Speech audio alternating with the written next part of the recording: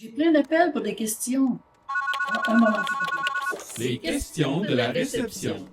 Ville de Granby, bonjour. Je viens d'obtenir mon permis de conduire. Qu'est-ce que je dois savoir pour respecter la règle du zéro alcool? On doit dire que les jeunes, moins de 22 ans, soumis à la mesure zéro alcool, respectent bien cette mesure-là. Mais ce qu'on voit dans nos interceptions, souvent, c'est que c'est le lendemain matin de la consommation d'alcool que le jeune ne respecte pas.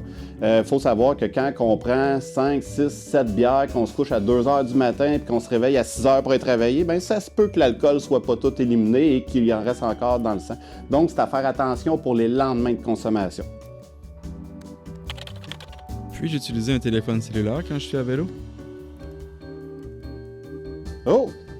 Hey, excusez-moi, j'étais distrait par mon cellulaire.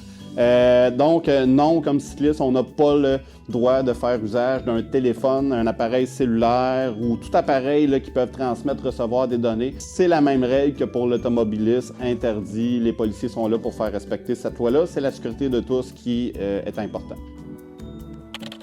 J'ai un nouveau vélo électrique. Est-ce que le port du casque est obligatoire?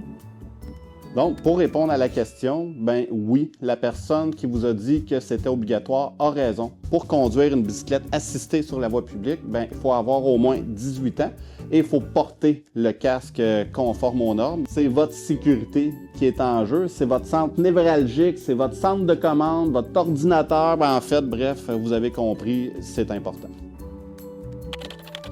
Quand et à quelle distance dois-je m'arrêter pour les autobus scolaires? Quand on fait face ou qu'on suit un autobus scolaire qui est en train d'embarquer ou de débarquer des élèves, dont les feux rouges sont actionnés, que le stop amovible est déployé, bien pour la sécurité des élèves, il faut arrêter son véhicule à au moins 5 mètres de l'autobus. 5 mètres, c'est à peu près la distance d'un véhicule régulier, ou pour ceux qui sont encore plus visuels, je viens de faire le calcul, c'est à peu près une vingtaine de pintes de lait couchées sur la chaussée bout à bout, ce qui fait 5 mètres également. Si un feu rouge ne fonctionne pas, dois-je m'arrêter?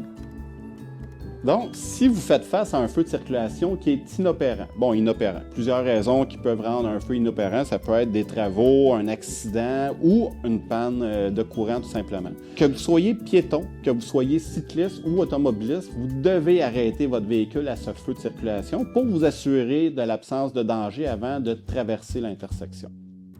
Pour plus d'informations, visitez legrenby.ca.